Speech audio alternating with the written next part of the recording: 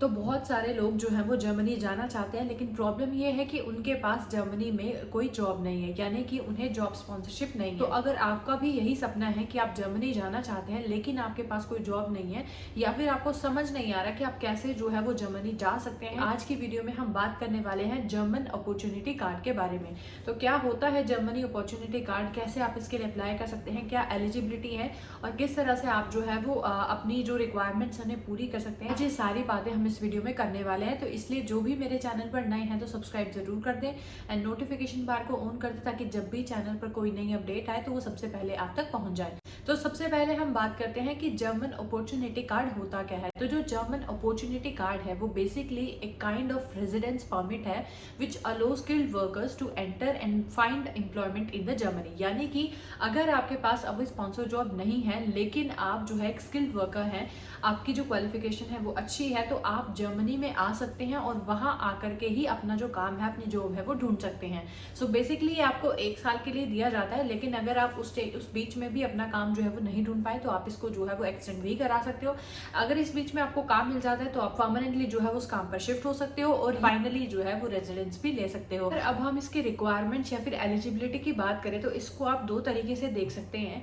या तो आपको एटलीस्ट 6 मिनिमम पॉइंट्स जो है वो स्कोर करने पड़ेंगे, या फिर अगर आपके पास ऑलरेडी कोई वोकेशनल रिकॉग्नाइज्ड एजुकेशनल डिग्री है जर्मनी में, तो आप जो है आप एक रिकॉग्नाइज्ड स्किल वर्कर हैं, तो आपको 6 पॉइंट स्कोर करने की जरूरत नहीं है, आप डायरेक्टली जो है वो इस कार्ड के लिए अप्लाई कर सकते हैं। लेकिन अगर आपके पास ऐसा नहीं है तो आपको एटलीस्ट 6 पॉइंट्स जो है वो स्कोर करने पड़ेंगे। और ये जो पॉइंट्स हैं वो डिपेंड करते हैं आपका प्रोफेशनल एक्सपीरियंस, आपकी एजुकेशन और आपके जो अदर सर्कमस्टांसेस है, जैसे कि आपकी एज क्या है, आप अकेले अप्लाई करने वाले हैं, स्पाउस के साथ अप्लाई करने वाले हैं, तो इन सभी चीज़ों को देखते हुए भी आपको जो है वो पॉइंट्स मिलते हैं। तो इसको हम वन बाय वन डिटेल में बात करेंगे। सबसे पहले बात करते हैं क्वालिफिकेशन की। हम इसकी बेसिक रिक्वायरमेंट्स की बात करें तो बेसिक रिक्वायरमेंट में सबसे पहले आपकी आती है डिग्री। तो अगर आपके पास कोई डिग्री है जो कि वहाँ की स्टेट ने रिकॉग्नाइज्ड की है, यानी कि उनके लेवल की एक डिग्री मैच आपके पास है, तो आपको जो है उसके पॉइंट्स मिलते हैं। पास जर्मन स्किल्स है A1 लेवल का, और अगर आपको इंग्लिश भी आती है B2 लेवल, जो भी कॉमन यूरोपियन फ्रेमवर्क के अकॉर्डिंग A1 लेवल के जर्मन और B2 लेवल की इंग्लिश अगर आपके पास है तो आपको इसके पॉइंट्स भी जो है वो ऐड हो जाएंगे। इसके साथ ही आपके पास जो है वो सफिशिएंट फंड्स होने चाहिए। ये प्रूव करें कि जब तक आप वहां पर रहोगे, आपके पास जॉब नहीं होती है, तब तक आप अपना खर्चा जो है वो उठा सकते हैं। तो ये आपके बेसिक रिक्वायरमेंट्स है। इसके साथ ही आपके कुछ और पॉइंट्स भी जो है आपके डिफरेंट सर्कमस्टांसेस के बेसिस पे ऐड हो जाते हैं।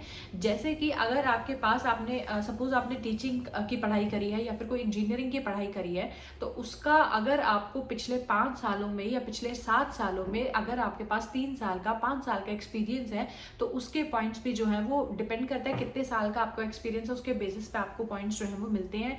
इसके साथ ही अगर आपको जो है वो आपकी एज बिलो 35 है तो आपको उसको 2 पॉइंट्स मिलते हैं। अगर आपकी जो एज है 35 टू 40 ईयर्स के बीच में है तो आपको उसका एक 1 पॉइंट जो है वो ऐड हो जाता है। इसके साथ ही अगर आप स्पाउस के साथ अपने अप्लाई कर रहे हैं तो इसका भी आपको एक 1 पॉइंट ऐड हो जाता है। एजुकेशन है, जो एक्सपीरियंस है, वो जर्मन की शॉर्टेज ऑक्यूपेशन लिस्ट में आता है। जैसे IT इंजीनियर्स हैं, जैसे डॉक्टर्स हैं, नर्सेज हैं, अगर आपका जो एक्सपीरियंस और एजुकेशन है वो इस लिस्ट में आता है तो उसके भी आपको जो है वो अलग से पॉइंट ऐड हो जाते हैं। तो बेसिकली ये इसके रिक्वायरमेंट्स है। जर्मन लैंग्वेज का आना बहुत ज़रूरी है, और आपने जो है वो अच्छी, अगर आपके पास एजुकेशन है, अगर आपका प्रोफेशनल एक्सपीरियंस है, तो ये आपको बहुत ज़्यादा फायदा देने वाला है। तो ये बहुत अच्छा मौका है उन लोगों के लिए। इसके साथ ही अगर आपका जर्मनी के साथ कोई रिलेशन है, सपोज कि आपने जर्मनी पहले आप गए हो, वहां पर पढ़े हो, आपका कोई ऐसा फैमिली रिलेटिव है, बैकग्राउंड है, तो इसके भी आपको जो है 1 पॉइंट एक्स्ट्रा दिया जाता है। तो एक बहुत अच्छा मौका है उन लोगों के लिए जो जर्मनी जाना चाहते हैं, जिन्हें जर्मन आती है और जर्मनी में अपने फ्यूचर करियर को देखना चाहते हैं, तो वो अपॉर्चुनिटी कार्ड का एडवांटेज ले सकते हैं। इसके लिए अप्लाई कर सकते हैं। आप वहां पर 1 साल तक जा सकते हो, 1 साल के लिए वैलिड होता है। वहां पर आप अपना जो एम्प्लॉयमेंट है वो ढूंढ सकते हो, जिस भी टाइप में आपको जॉब जो है वो ढूंढनी है आप जॉब ढूंढ सकते हो।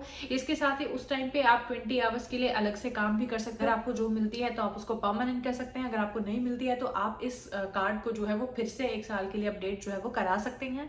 तो ये इसकी बेसिक रिक्वायरमेंट्स है। अगर हम अप्लाई की बात करें तो अप्लाई आपको ऑनलाइन ही इसके लिए करना है। ऑनलाइन पोर्टल पर जाना है, उसमें अप्लाई करना है। वहां पर आपको कैलकुलेटर मिलेगा जिससे आपको ये पता चलेगा कि आपने कितने पॉइंट्स जो है वो कैलकुलेट हुए हैं आपके, डिपेंडिंग ऑन कि आपकी क्या एजुकेशन है, क्या एक्सपीरियंस है।